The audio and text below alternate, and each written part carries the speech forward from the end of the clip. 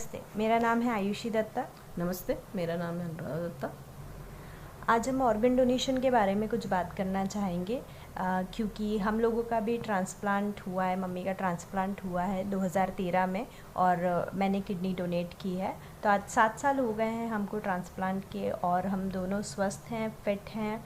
जब मुझे पता चला कि आयुषी किडनी दे रही है तो मेरे मन में यही बात आई थी और कि सामाजिक रूप से ये लड़की मतलब ये सही नहीं लग रहा था, क्योंकि लड़की है और शादी संबंधी और अन्य बातें जब आती है तो थोड़ा असहज महसूस हो रहा था ऐसा।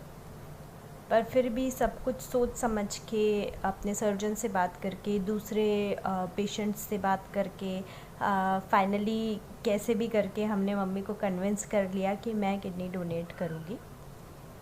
आफ्टर डोनेशन मुझे ये बात समझ आई कि बहुत कम लोगों को, इनफैक्ट हम लोगों को भी उस टाइम बहुत कम पता था ऑर्गन डोनेशन के बारे में।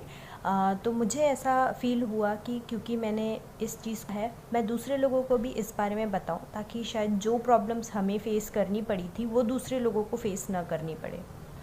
ऑर्गन डोनेशन 2 तरीके से हो सकते हैं। एक तो लिविंग डोनेशन होता है जो जीते जी आप डोनेट करते हैं, जैसे किडनी डोनेशन और लीवर डोनेशन। और दूसरा होता है after death, after brain death आप डोनेट कर सकते हैं।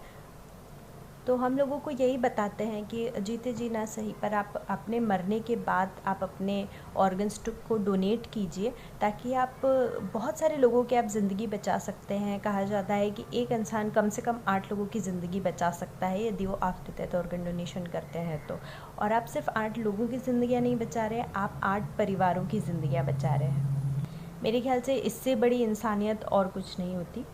और ज़्यादा लोग यदि आफ्टर डेथ ऑर्गन डोनेशन के फॉर्म भरते हैं और ऑर्गन डोनेशन करते हैं तो लाइव डोनेशन की इतनी ज़रूरत नहीं पड़ेगी।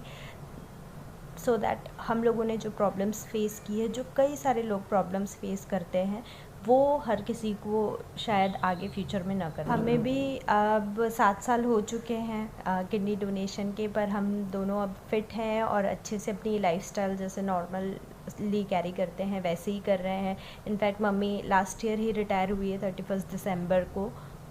तो बहुत सारे मिसकंसेप्शन होते हैं ऑर्गन डोनेशन को लेकर। आप इसके बारे में और ज़्यादा पढ़ें, इसके बारे में जानें। और मैं आप सभी से अपील करूँगी कि आप सभी लोग प्लीज़ ऑर्गन डोनेट।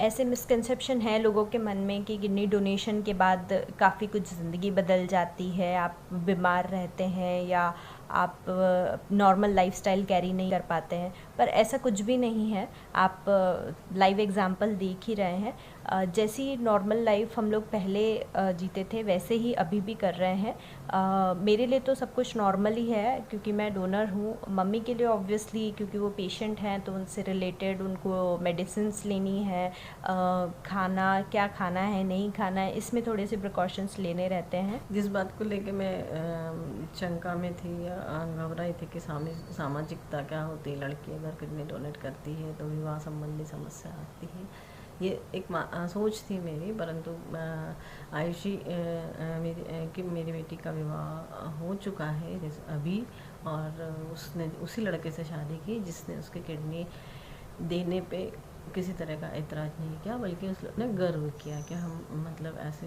लड़की से शादी कर रहे हैं जिसने अपनी माँ की ज़िंदगी बचाई है। तो डोनेट ऑर्गन, सेव लाइफ।